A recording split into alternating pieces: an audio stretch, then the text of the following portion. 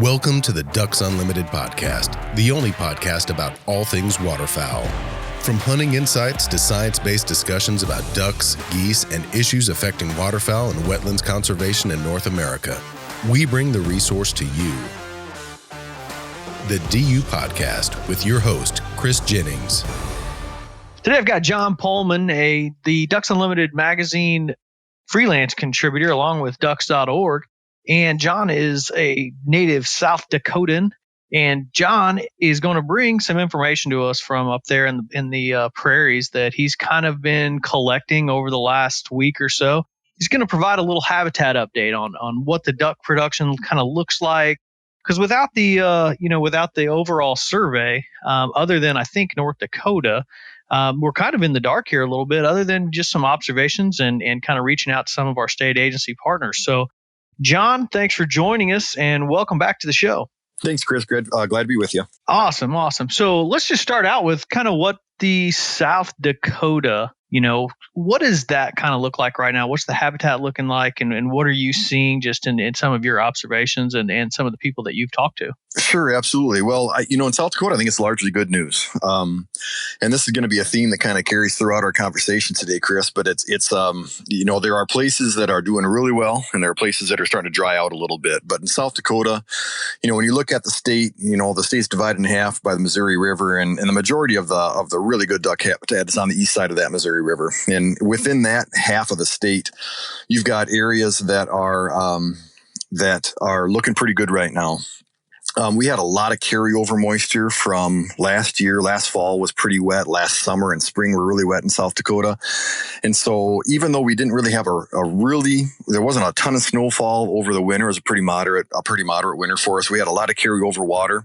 And so that really kind of propelled, breeding conditions this spring. Like you mentioned before, we didn't have the traditional federal BPOP survey, habitat survey. But, from what I've seen and what I've talked to people, things looked really good this spring. And I think we attracted a lot of breeding ducks. So over the last probably 3 or 4 weeks, things have started to dry out a little bit in places. But there's been some timely rainstorms that have hit that areas of South Dakota that are most productive for ducks. You look at that thunderstorm map of duck production, and you have these places where it attracts the most breeding pairs per square mile. And those areas, the Missouri Coteau and portions of the Prairie Coteau, have gotten some good shots of rain here in the last couple weeks, even last night actually. And so while we're drying out in some places, it's been in the 90s with a big south wind here for it seems like the last 2 weeks. There have been spots that have been getting some moisture, and we know that water on the landscape at this time of the year is still really important for ducks. If you've got hens that are looking to re-nest, we know that hens will re-nest all the way into July, and so if they have that water on the landscape, they can those re-nesting efforts are more successful, and then just for brood survival as well. And so I saw my first brood of ducks about 2 weeks ago, some blue-winged teal on a little tiny wetland next to some CRP, and so I know that there are ducks out there, and in South Dakota at least, I think that we should be fairly good in terms of duck production this summer.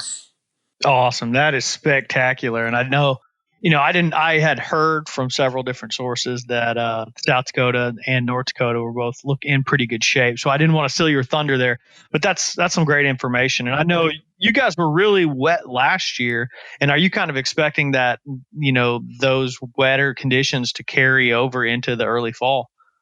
At this point, I'll be honest, Chris, there are places that are really starting to dry out. And, the biggest indicator for me is just driving around and looking at the crops, where you've got the old adage was knee high by the 4th of July when you're talking about corn. And there are some places where they're going to be at that and well above that. But you've got other areas that are just the soil's starting to dry out quite a bit. Those temporary and seasonal wetlands that are so important for duck production are gone. They're dry. But like I mentioned before, it's those places where you get the most bang for your buck when it comes to water on the landscape, and there's grass, it's range country, it's cattle country. those areas have caught the rain. And so that, in terms of duck production, that's a really good thing. I do have some concerns about what wetland conditions may be like heading into fall in terms of, maybe exposed mud flats and I think that unless the spigot really turns on, I think we're going to be looking at some really mixed conditions when it comes to wetlands in South Dakota. But, that's a long time between now and the end of September. So we'll just kind of have to wait and see. But overall, things are looking pretty good here. Awesome. That's fantastic. And I know you've kind of reached out to several agency partners and even Ducks Unlimited staff throughout the region. And so what are you hearing from North Dakota? I know we have that report now. They're the only state that actually did the survey, and we're going to have Mike Szymanski on very shortly. But what are you kind of hearing out of North Dakota? Is it very similar to South Dakota? Yeah, it is. It is, Chris. And I think it's one of those things where North Dakota just has, when you talk about the best of the best duck production habitat, North Dakota has a bigger share of it than South Dakota. And so, but my understanding from the folks I've talked to is it's kind of a similar situation. Western North Dakota is kind of starting to dry out a little bit. And again, there's localized areas where they've gotten some moisture, but overall the West is drier than the East. And the East is where there was so much moisture last fall. You saw these maps of, these satellite images of all the corn that was left standing in the fields last fall because it was just too wet for them to get in and harvest. And so there's that carryover moisture again. And the eastern half of North Dakota, I think, is probably carrying duck production again this year. And so whereas they may not have had the rainstorms this spring and precipitation events, like we maybe normally do. There was just so much water on the land that they've been able that things still look pretty good over there in eastern North Dakota. And, when you talk to Mike, I've spoken with him as well, and North Dakota Game and Fish, that, their survey numbers are really good. And so, we didn't do one here in South Dakota, but I think we're probably pretty similar. But they attracted a lot of breeding ducks this spring in North Dakota, and they had a lot of wetlands on the land. And so, when it comes to duck production on a continental scale, that's really good news for folks, whether you're North Dakota, South Dakota, or further south. So North Dakota's looking good as well. Awesome. That's great news. I know people were kind of, the first kind of information that we got out there was that, Prairie Canada was, a little bit dry, but, kind of in the middle. So I think everyone's very excited to hear that, the Dakotas are going to once again, be strong as far as production goes.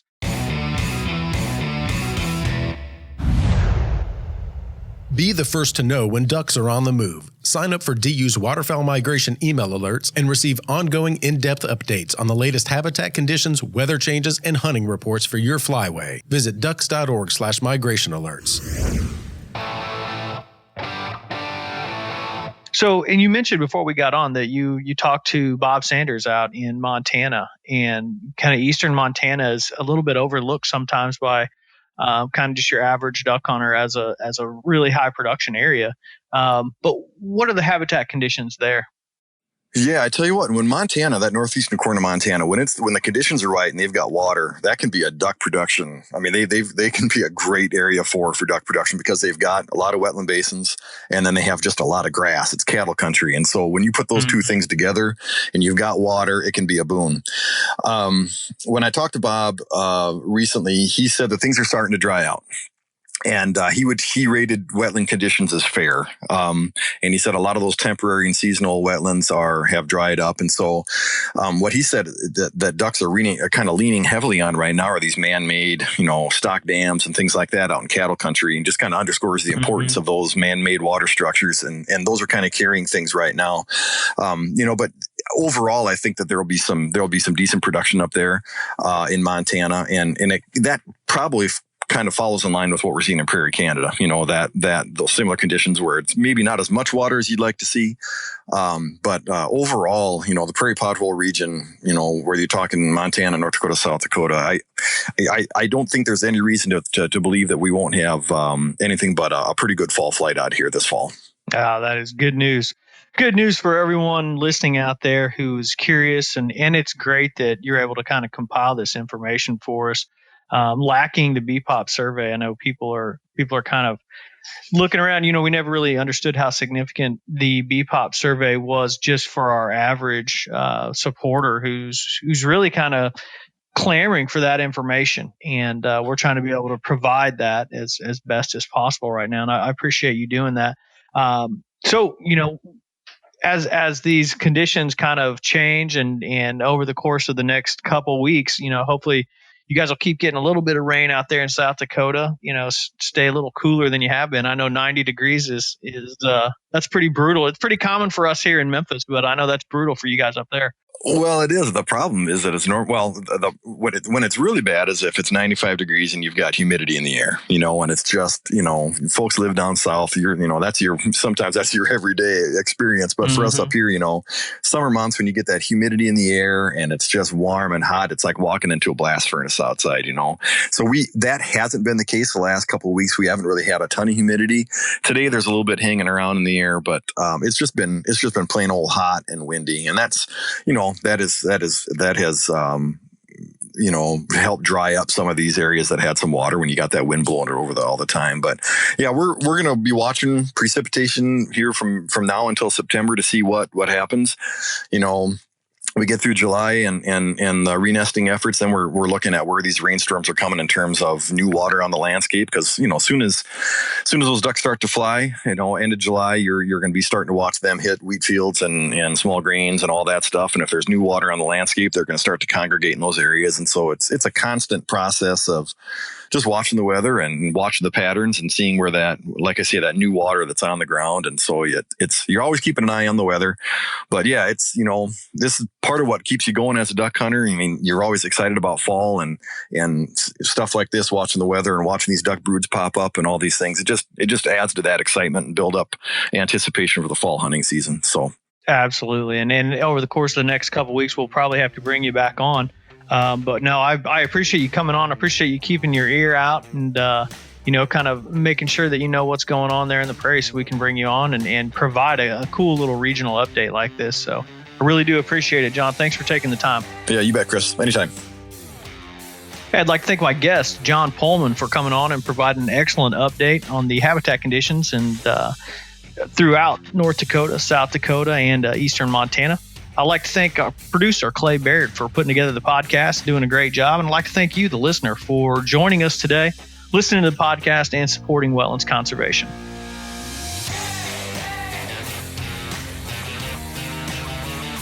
Thank you for listening to this episode of the DU Podcast. Be sure to rate, review, and subscribe to the show and visit www.ducks.org/DU Podcast for resources based on today's topics, as well as access to more episodes. Opinions expressed by guests do not necessarily reflect those of Ducks Unlimited. Until next time, stay tuned to the Ducks.